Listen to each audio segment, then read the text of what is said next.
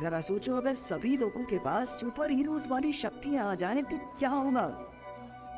अनोखी फिल्म्स में आपका स्वागत है और चलिए सुनते हैं हमारी आज की कहानी भविष्य में एक ऐसे दौर की है जहाँ युद्ध हो रहा तो एकदम आम बात बन गई है और कई देशों ने तो परमाणु हथियारों का इस्तेमाल शुरू कर दिया था और इसी न्यूक्लियर रेडिएशन की वजह से कई लोगों की जान चली गई। लेकिन जो लोग बच गए उनमें अलग अलग तरह की शक्तियां आने लगी और इनमें से कई लोगों ने धीरे धीरे युद्ध का रास्ता अपना लिया। इसे देखते हुए सरकार ने इन लोगों के लिए खास सुपर जेल बनाई थी। एक शाम एक पार्किंग लॉट में कुछ सुपर विलेन से इंसान को परेशान कर रहे थे और तभी वहाँ जैक पहुंच गया और उसने उन पर हमला कर दिया। असल में जैक के पास कोई शक्तियाँ नहीं थी, लेकिन कुछ साल पहले कुछ सुपर विलेन्स ने जैक की बेटी को मार दिया था और तभी से जैक ने सोच लिया था तो वो ऐसे सभी लोगों को मार देगा जो अपनी शक्तियों का इस्तेमाल गलत तरीके से करते हैं। वो अब तक अकेले ही 40 से ज्यादा सुपर विलेन्स को मार चुका था और आज भी कुछ ऐसा ही होने वाला है। तभी एन मौके पर पुलिस ने वहाँ आकर उसे पकड़ लिया। पुलिस ने जैक को पकड़कर सुपर जेल में डाल दिया और जैक यही तो चाहता था। सुपर जेल में उसे वो सभी लोग मिल जाएंगे जो अपनी शक्तियों का इस्तेमाल बुरे कामों के लिए करते हैं। जैक के साथ एक डियाज नाम के लड़के को भी जेल भेजा गया। डियाज के पास बाकी लोगों की भावनाओं और दर्द को महसूस करने की ताकत थी। उस बेचारे ने किसी का कुछ नहीं बिगाड़ा था, उसे तो बस एक झूठे केस में जेल भेज दिया गया था। जेल में आए सभी सुपर विलेन्स के पैर पर स्पेशल पेनियां बांध दी जाती जो उनकी शक्तियों को रोक देती थी। जेल को चलाने की जिम्मेदारी वार्डन की थी जो कैदियों को बहुत मारता था और ऐसा नहीं कि वो ईमानदार आदमी था, बल्कि जब से उसे अपनी रिटायरमेंट की खबर मिली थी तब से तो वो किसी तरह कैदियों से पैसे कमाने के मौके ढूंढता रहता और इसीलिए उसने ब्रूस को अपना निशाना बनाया। ब्रूस एक बहुत ही खूंखार कैदी था जिसके पास लोगों के दिमाग को अपने कंट्रोल में करने की शक्ति थी और इसी की मदद से उसने कई लोगों से बहुत सारा पैसा लूटा था, जिसका नतीजा ये था कि उसे इतने सारी सजा मिली थी कि वो इस जन्म में तो जेल से बाहर नहीं आने वाला। वार्डन ने मौके पे चौका मारने के चक्कर में उसके सामने एक ऑफर रखा, अगर वो अपना लूटा हुआ पैसा उसे दे दे तो नया वार्डन उसे कभी परेशान नहीं करेगा और उसे स्पेशल खातिरदारी भी मिलती रहेगी। ब्रूस ने वार्डन के ऑफर को मना कर दिया क्योंकि उसके दिमाग में तो जेल से भागने का प्लान चल रहा था। उधर जेल में आते ही जैक और जिन की आपस में लड़ाई हो गई। असल में कुछ साल पहले जैक ने जिन के भाई को मारा था, इसलिए दोनों एक दूसरे से दुश्मनों की तरह लड़ रहे थे, पर जिन के पास अपनी शक्तियाँ न होने की वजह से वो जैक का मुकाबला नहीं कर पाया। पर गार्ड्स ने सही समय पर आकर उसे बचा लिया, जिसके बाद उसे ट्रीटमेंट के लिए भेजा गया। ट्रीटमेंट रूम में जैक और जिप को देखने के बाद डॉक्टर मैरी दूसरे कमरे में ब्रूस के पास गई जहां वो उसके दिमाग का इलाज करने वाली थी। पर तभी जैक भी वहां पहुंच गया और ब्रूस को देखते ही वो समझ गया कि जरूर एक खतरनाक क्रिमिनल है, इसलिए वो उसे जान से मारना चाहता था। पहले जैक ने मैरी को गला दबाकर बेहोश किया, पर जैसे ही वो ब्रूस पर हमला करने वाला था तभी डियाज ने उसे धक्का देकर गिरा दिया और एक गार्ड ने आकर इसे धर दबोचा। डियाज के इस काम से ब्रूस बहुत खुश हुआ और इसी के चलते ब्रूस के आदमी उसका खास ख्याल रखने लगे।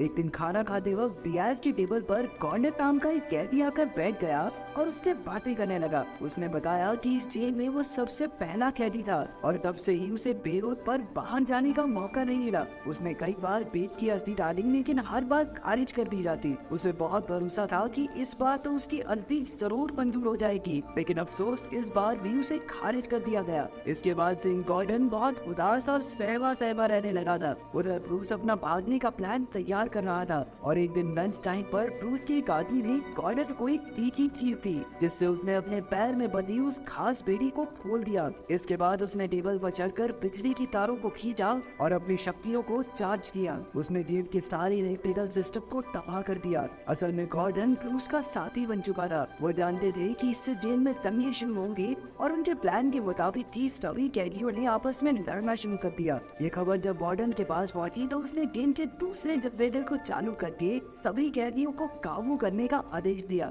थोड़ी देर बाद जनरेटर के ऑन होते ही गार्ड्स ने सभी कैदियों के पैर में बंधी बेड़ियों की मदद से उन्हें काबू में किया। उधर गॉर्डन भागकर एक कमरे में पहुंचा और उसे अब तक एहसास हो चुका था कि वो जेल से भाग नहीं पाएगा, इसलिए बेचारे के मुंह पर बहुत उदासी थी। तभी एक फीमेल गार्ड वहां आई और उसने मुंह पर एक जोरदार मुक्का देकर नीचे गिरा दिया। गार्ड के पास गॉर्डन को जान से मारने के ऑर्डर थे, इसलिए उसने उसे तब तक मुक्के मारे जब तक वो मर नहीं गया। अब तक गॉर्डन समझ गया था कि जरूर ये सब ब्रूस का ही किया करा है, इसलिए उसने डियाज और ब्रूस की करीबी को देखकर डियाज के साथ एक समझौता करने की कोशिश की, लेकिन डियाज को इस सब के बारे में कुछ नहीं पता था। जिसके बाद वार्डन ने सीधा ब्रूस से ही मिलने का फैसला किया। उसने जाकर ब्रूस को समझाया, देखो बेटा, भागने की कोशिश करने का कोई फायदा नहीं होने वाला, तेरा फायदा इसी में है कि तू मेरे साथ मिलके काम करे। इस बार ब्रूस ने भी वार्डन की बात मान ली, पर उसके पास पैसा कैश में नहीं पड़ा था, तो उसने एक टैबलेट और वाईफाई नेटवर्क की मांग की। इधर पैसों के लालच में डूबे वार्डन ने बिना सोचे समझे हामी कर दी। अब तक जेल के कर्मचारियों ने पूरे जेल के इलेक्ट्रिकल सिस्टम को सही कर दिया था, जिससे वहाँ की सारी दिनचर्या बिल्कुल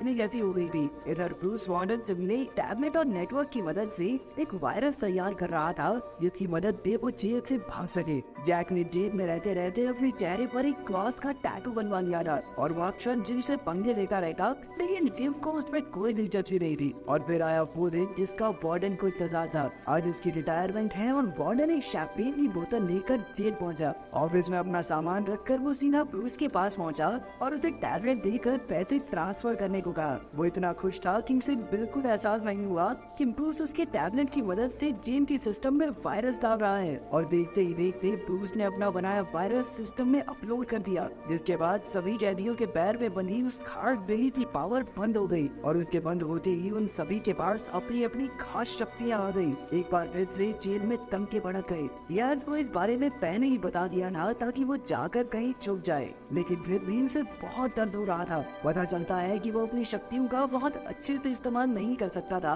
और कई बार उसे ना चाहते हुए भी दूसरों का दर्द महसूस होने लगता। इस हालत में उसे डॉक्टर मैरी ने बड़े अच्छे तरीके से संभाला। उधर सभी कैदी एक दूसरे की जान के भूखे बन गए थे। जैसे ही वार्डन को जेल में हो रही लड़ाई के बारे में पता चला तो उसने बाहर जाने का फैसला किया, पर दरवाजा ऑटोमेटिकली बंद हो चुका था। वार्डन ये बात कब तक समझ में नहीं पाया था कि वो ब्रूस के प्लान का सबसे अहम हिस्सा है। गार्ड्स कैदियों को रोक नहीं पा रहे थे, इसलिए उन्होंने डेप्यूटी वार्डन से मदद मांगी, जिसने उन्हें बताया कि जेल का सारा सिस्टम एक जनरेटर से चलता है और किसी तरह उसे बंद करके वापस चालू करने से पूरा सिस्टम रीसेट हो जाएगा। ये सुनते ही एलन नाम का गार्ड जनरेटर रिस्टार्ट करने भागा, पर तभी वहाँ एक और कैदी पहुँच गया और उसने तुरंत एलन पर हमला कर दिया। एलन ने मुकाबला करने की बहुत कोशिश की, पर वो कैदी उसका सामना नहीं कर पा रहा था और उसने मौका देखकर पास में लगी पाइप को तोड़ दिया, जिससे बहुत सारी गैस बाहर आने लगी और कैदी की दम घुटने की वजह से वहीं पर मौत हो गई। उधर अपने अकाउंट में कितने पैसे देखकर वार्डन बहुत खुश था,